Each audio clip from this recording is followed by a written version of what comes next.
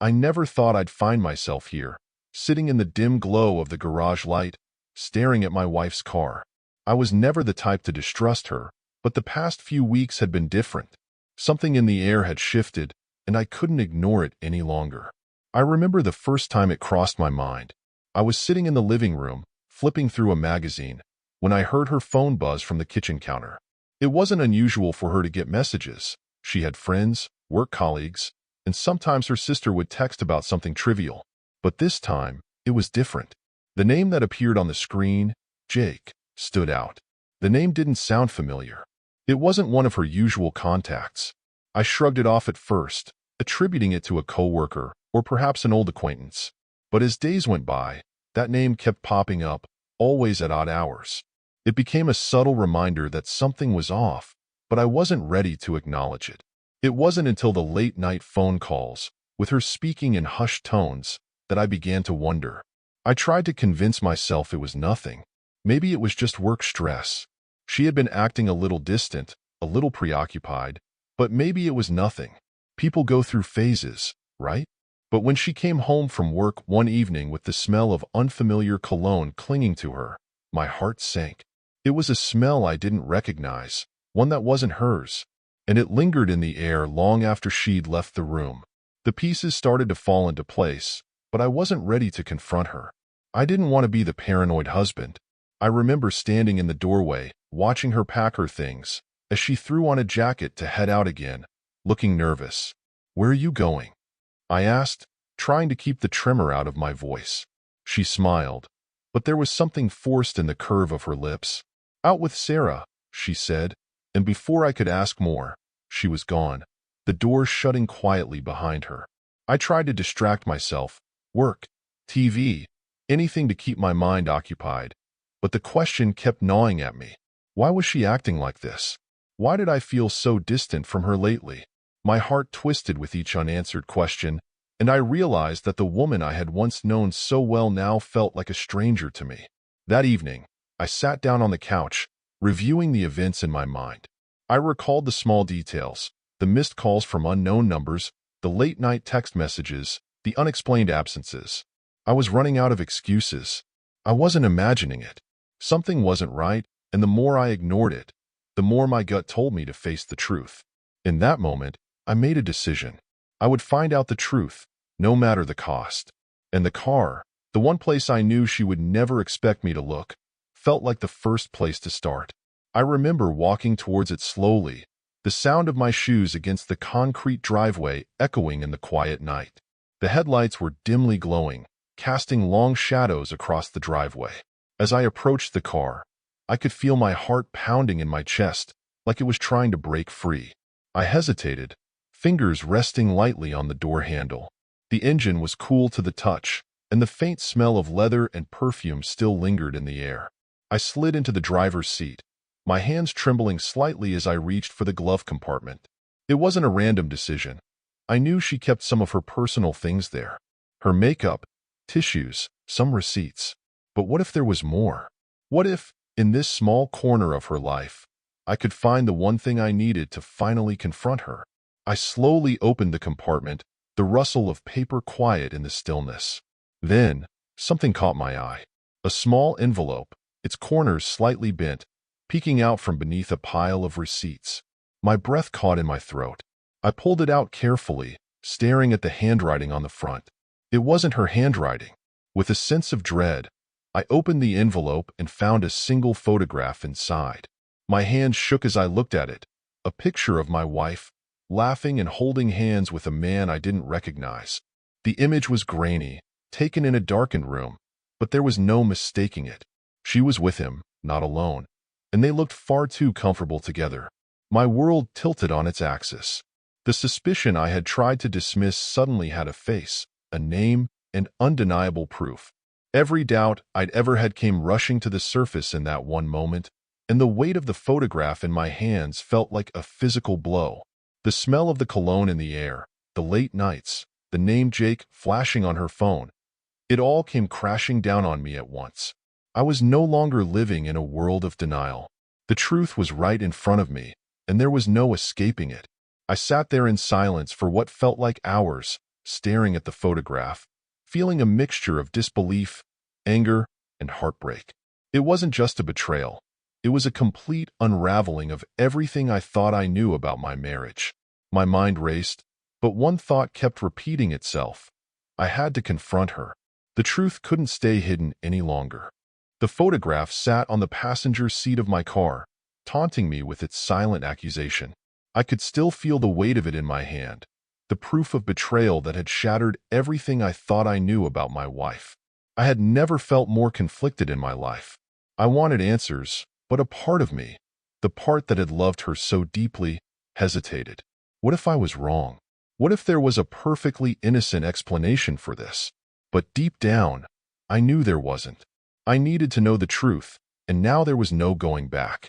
I couldn't unsee the photograph, couldn't forget the cold realization that something was horribly wrong.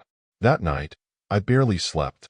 I kept replaying the image in my mind, and with every passing hour, the tension in my chest grew. My thoughts spiraled, chasing each other in a vicious circle. Was it just one moment of weakness on her part? Or had this been going on for much longer? I tried to push the questions away, but they clawed at me, relentless and unforgiving. The next day, I tried to go about my usual routine, but everything felt off. Each glance at my wife, each smile she gave me, felt like a mask, like she was hiding something just beneath the surface. She was acting like everything was normal, like she hadn't just shattered the trust we had built over the years. And yet, it was impossible for me to ignore the feeling that we were living in two entirely different realities. She was distant in a way I hadn't noticed before. She smiled at me, but it didn't reach her eyes. Her laughter seemed hollow, almost rehearsed. When she kissed me goodbye before heading to work, her lips were cold, and there was a fleeting hesitation that left me unsettled. I wanted to confront her right then, to demand answers, but something held me back. A part of me feared that confronting her would lead to the end of everything, the end of a life I had worked so hard to build. But that fear was nothing compared to the fear of living a lie. I needed to find out more, to see if the truth was still buried in the small cracks of our lives, waiting to be uncovered. I couldn't let this go, and so, I decided to take matters into my own hands. That afternoon, after she left for a supposed meeting with her coworkers, I made a decision. I would check her phone.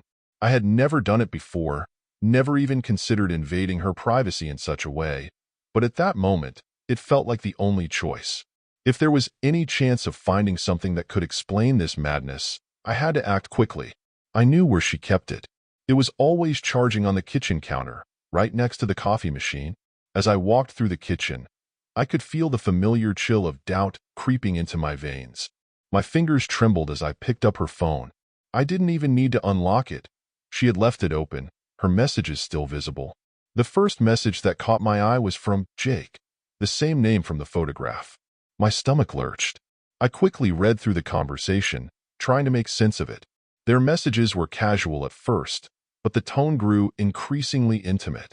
They talked about things only lovers would share, private jokes, plans for a future together, and more than once, the words "I miss you" appeared.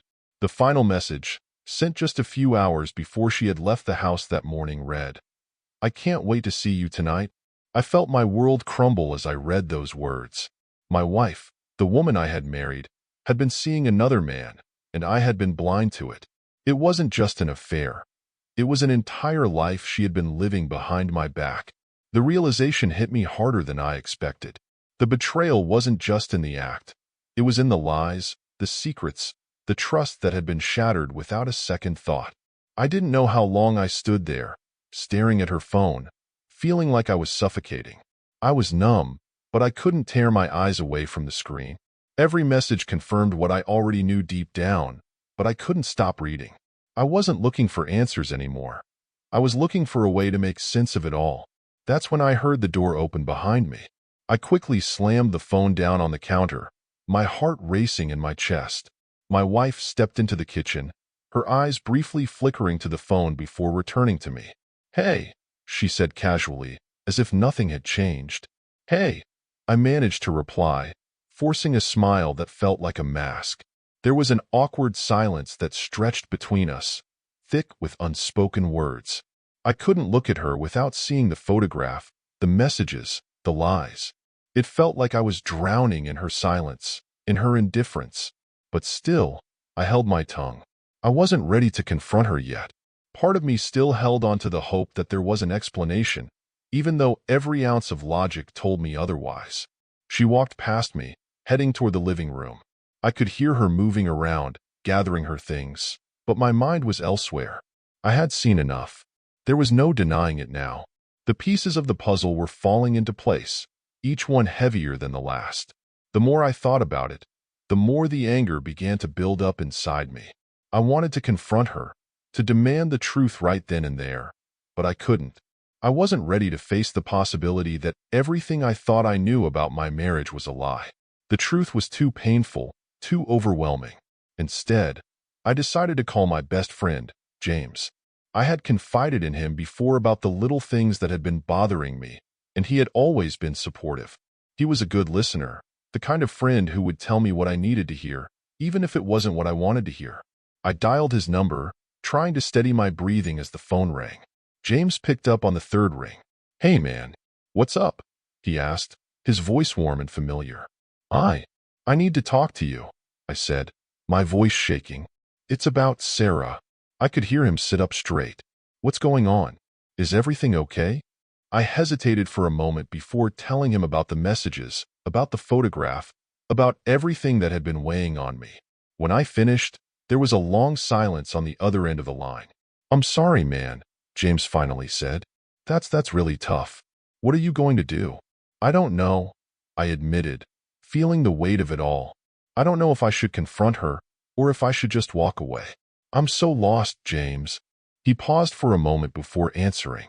"You deserve the truth, man. You deserve to know what's going on. But don't do anything you're going to regret." His words hung in the air, heavy with their truth. I had to face her. I had to confront the woman I thought I knew, the woman who had broken my trust in a way I never imagined possible. The only question left was how.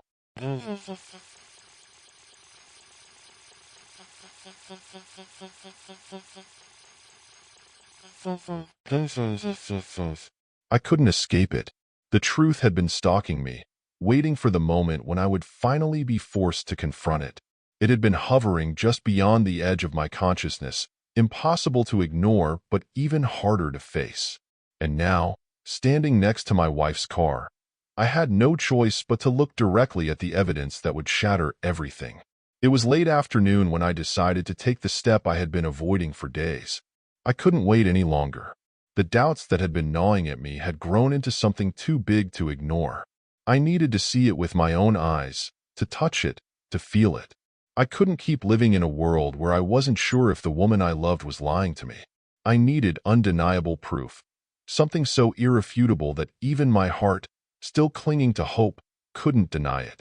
I stood there in the driveway, staring at her car. It was just a few feet away, parked in the same spot it always was. To anyone else, it might have seemed like any other evening. But for me, it was the moment I knew I would never be the same again. The air around me felt thick, suffocating. The world had become eerily still. I was on the edge, teetering between disbelief and the crushing weight of a truth I wasn't ready for. I didn't hesitate. I walked toward the car, my heart pounding in my chest. The door clicked open with an almost haunting sound, as if the car itself were opening up to reveal the secrets I had been so afraid to discover. I leaned inside, looking for something, anything, that would explain the unease I had been feeling for so long. At first, it was just the usual clutter. Coffee cups, a few stray napkins, her work bag carelessly thrown in the back seat. But then, I saw it. A small, leather wallet lay partially hidden beneath the passenger seat. It wasn't hers. I could tell by the texture of the leather, darker and more worn than anything she would carry. My pulse quickened as I pulled it out, the feeling of dread seeping deeper into my bones. I opened it slowly, not knowing what I would find but fearing the worst. Inside was a crumpled photograph, one that made my stomach churn. It was a picture of Sarah, smiling brightly, her arm wrapped around another man, a man I didn't recognize. The photo wasn't just a casual snapshot. It was a carefully taken moment, a personal, intimate picture. They were too close, too comfortable with one another. Their connection was undeniable. The world seemed to tilt around me as I stared at the photograph. For a moment, I couldn't breathe. The room spun, the weight of what I was holding in my hand becoming unbearable. The proof was there, right in front of me, and yet I still couldn't wrap my mind around it. How could this be happening? How could the woman I married, the woman who had been my everything, betray me like this? But it didn't end there. As I stared at the photograph, a new wave of nausea hit me. I noticed something else in the wallet, a small, folded piece of paper. My fingers trembled as I unfolded it, a sick sense of anticipation building in my chest. I read the words written inside. "I can't wait to see you tonight. I'm counting down the hours." My heart stopped. The handwriting was unmistakable. It was Sarah's. She had written this. The words felt like a punch to the gut, each one sinking deeper into me, further shattering the fragile shell of trust one had built around myself. There was no denying it now. She wasn't just spending time with another man. She was actively planning their future together. The level of intimacy in that note was chilling. It was a level of closeness that left me completely in the dark, a world I hadn't been invited into. I sank back against the car door, the weight of the discovery crashing over me like a tidal wave. It felt like the ground beneath me had disappeared, leaving me suspended in a void. The pain was sharp, visceral, a heart-wrenching ache that made it feel as though something inside me had been torn open. My breath came in short gasps as I fought to regain control over the tears threatening to escape. I wanted to scream, to lash out, but I was frozen. The shock had paralyzed me. For a long time, I just sat there, staring at the contents of the wallet, unable to believe what I was seeing. The air around me was thick with disbelief. My thoughts were a whirlwind. Flashes of moments from the past few weeks played through my mind. The small signs I had noticed but had never given a second thought. The late nights at work, the unexplained phone calls, the sudden change in her behavior. It had all led to this moment, but it felt like a nightmare I couldn't wake up from. I didn't know how much time had passed when I finally gathered the strength to close the wallet and put it back where I had found it. But even as I did, the damage had already been done. I knew the truth now. It wasn't just a gut feeling. It was real. She had been cheating on me, and she had been doing it for far longer than I had ever suspected. I slowly stood up, my legs unsteady beneath me. The world seemed distant, muffled, as if I were submerged underwater. My heart was pounding in my chest, but it wasn't just the anger or the pain. It was the overwhelming sense of betrayal, of everything I had ever believed in being turned upside down. I knew I had to face her. I couldn't keep pretending like everything was fine when my world was falling apart. But there was a new fear growing inside me, a fear of what would happen when I confronted her. Would she deny it? Would she lie to my face, like she had done for so long? Or would she confess, her words filled with guilt and remorse? My head was spinning, the weight of the evidence pressing down on me. I had discovered her secret, but now I had to decide what to do with it. The truth was clear now, but my heart was still torn. Could I forgive her? Could I ever look at her the same way again? And what about everything we had built together? Could it survive this? I turned to walk back to the house, the photograph and the note still burned into my mind.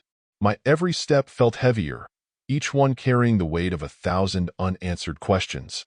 I didn't know how I would confront her, or if I even could, but one thing was certain: I would never be the same again. The house was silent when I walked back inside. The familiar hum of life, the mundane noise of everyday routines, was gone. It felt foreign now, like I had entered someone else's life.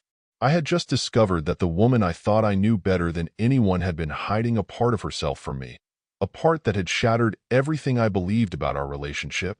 I dropped my keys on the kitchen counter, the sound echoing unnervingly loud in the empty room.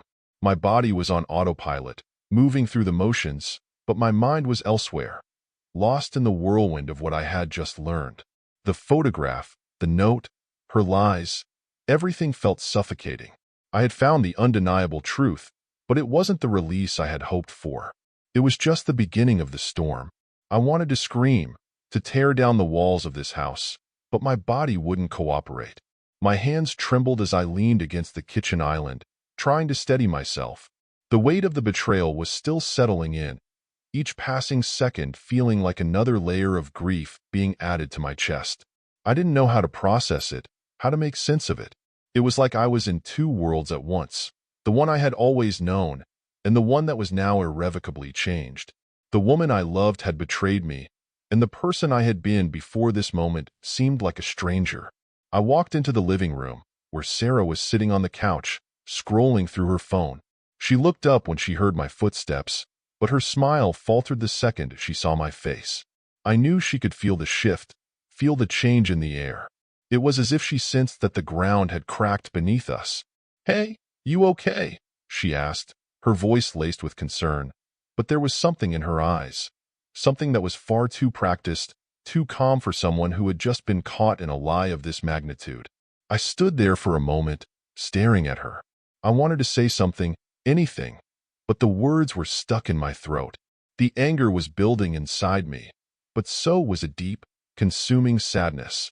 I had built my life with this woman. I had given her everything. And now, here I was, staring at the woman who had so casually betrayed me, who had spent her time with someone else while I had been left in the dark. But I couldn't stay silent any longer. "We need to talk," I said, my voice low and controlled, though it trembled with emotion. She put her phone down and sat up straighter, her eyes wary now. "What's going on?" I didn't waste any time. "I found it. I found the photograph. I found the note. The wallet in your car." Her face went pale as the words hit her like a hammer. I could see the panic in her eyes, the way she immediately tried to collect herself, but it was too late. The truth was out in the open.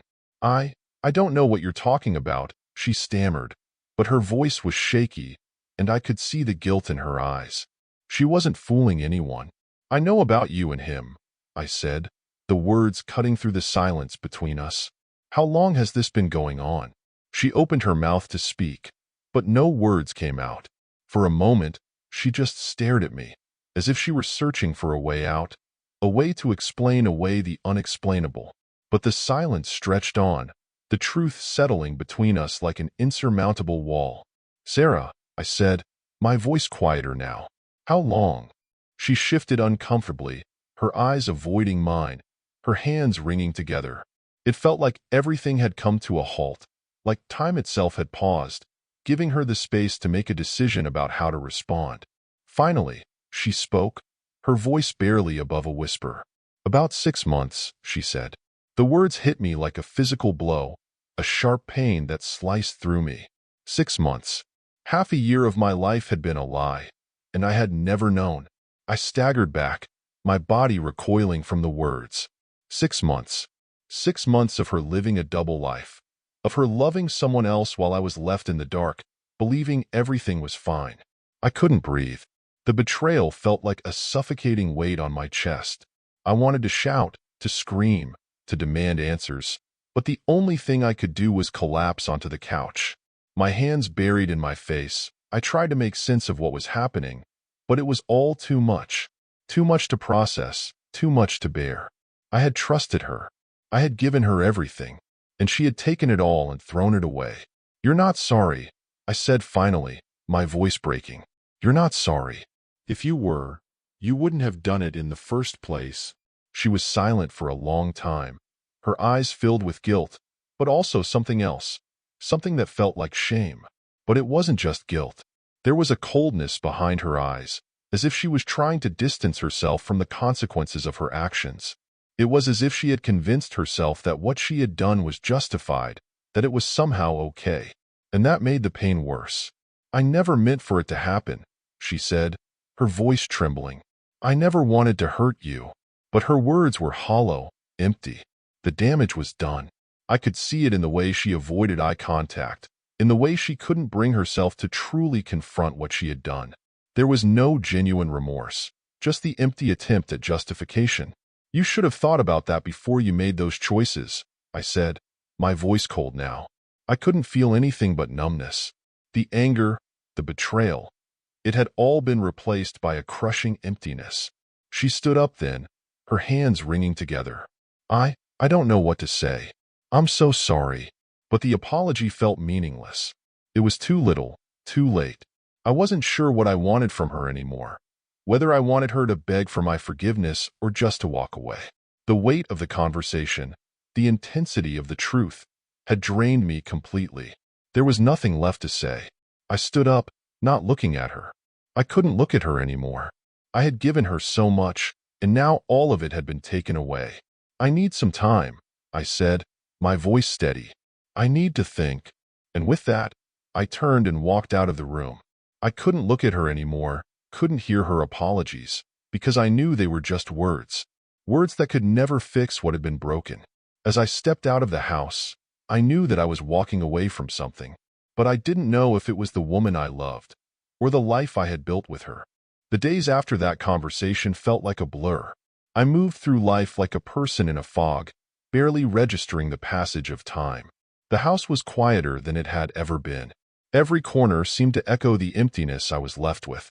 I had once known what it meant to feel at home here, but now, this place was a constant reminder of the betrayal, of the lies that had twisted everything I thought I understood about love, loyalty, and trust. In the immediate aftermath, I wasn't sure what to do. My emotions were all over the place. Anger, confusion, sorrow. One minute, I'd be angry enough to destroy everything she had ever touched, and the next, I'd be consumed with sorrow, questioning everything about my relationship with her. I felt like I was drowning, caught between the desire for closure and the overwhelming urge to avoid facing the reality of the situation. But as the days stretched on, I found myself making small steps toward clarity. I called a close friend, someone who had always supported me, someone who knew both Sarah and me before all this started. I needed an outside perspective. It wasn't just about the betrayal anymore. It was about what came next, about how to move forward from this point of devastation. Take some time for yourself, my friend advised. Figure out what you need. You don't have to make any decisions right now. And so, I took that advice to heart. I began to step back from everything, from the constant questions and feelings of being overwhelmed. I sought space and clarity, something I had never allowed myself before. It wasn't about Sarah anymore. It was about me, about understanding who I was in the wake of everything, about finding the strength to heal. A week later, I found myself sitting at the kitchen table, a pen and paper in front of me. The words I had avoided writing for so long were finally starting to form in my mind. Divorce. I had thought about it for days, maybe weeks, but it hadn't truly hit me until I put it down in black and white. There was no going back once it was written. But even in that moment, I didn't feel the relief I had imagined. The decision wasn't an easy one. It never would be. I had once loved her so fiercely, and in so many ways, I still did. But love, real love, wasn't about possession or control. It was about respect, honesty, and trust. And those were things Sarah had taken from me without a second thought. I had to acknowledge that she was no longer the person I thought I had married. The woman I loved was gone, replaced by someone unrecognizable, a stranger in my own home. I paused for a long time, staring at the paper, unsure of what to do next. But as I reflected on the past few weeks, I realized that I had been running away from one crucial thing: the need to heal, to rebuild my own sense of self-worth. I had spent so much time focusing on Sarah's betrayal, on the heartbreak and devastation of it all, that I had forgotten about myself. In the days that followed, I began the difficult journey of detaching myself from the past. It wasn't just about the divorce. It was about accepting the consequences of my own choices, too. I had ignored the red flags, choosing to believe in a reality that wasn't true, convincing myself that things were fine when they weren't. It was a painful realization, but it was necessary. I started doing things for myself again, things I had put on hold for years while focusing all my energy on the relationship. I started running in the mornings, something I hadn't done since before Sarah and I had gotten serious. I took up reading again, diving into books I had forgotten about. I reconnected with old friends who had fallen by the wayside as I had sunk deeper into my marriage. It wasn't about distracting myself. It was about rediscovering who I was outside of the relationship, outside of the betrayal. For the first time in a long while, I was starting to feel like myself again. But as much as I focused on my healing, there were still moments of doubt, Moments where I questioned whether I was doing the right thing. The question of whether I should try to fix things with Sarah lingered in the back of my mind. Could I forgive her? Could I ever trust her again? In a way, I had already forgiven her. I had forgiven her for myself, not for her. Holding on to the anger, the pain, it was only hurting me. But forgiveness wasn't the same as reconciliation. Forgiving her didn't mean I was ready to accept her back into my life. Not yet, at least. The truth was that Sarah had to face the consequences of her actions, and so did I. I had to face the fact that, despite everything we had shared, we had both lost our way somewhere along the line. Her choices had led us here, and my inability to confront the truth sooner had kept me from making a decision sooner. One evening, as I sat on the couch, sipping a cup of tea, Sarah called me. My heart tightened as I saw her name on the screen. I hadn't heard from her in days. I didn't want to answer, but I did. "Hey," I said, trying to keep my voice even, trying not to let the past consume me again. "Can we talk?" she asked, her voice soft but filled with desperation. I hesitated. What more was there to say? What could possibly be gained from reopening the wound we had both tried to heal? But, against my better judgment, I agreed. We met at a small cafe a few days later, the weight of the conversation hanging heavily between us. When we sat down, I could see the tears in her eyes, the remorse written all over her face. But there was something different about her this time. There was an honesty in her eyes that I hadn't seen before. She wasn't asking for forgiveness. She was simply acknowledging the truth. "I never wanted to hurt you," she said, her voice breaking. "I never wanted to lose you. But I did." I didn't respond right away. I was too busy processing everything. Her words, the weight of the past, the emotions that still swirled inside me.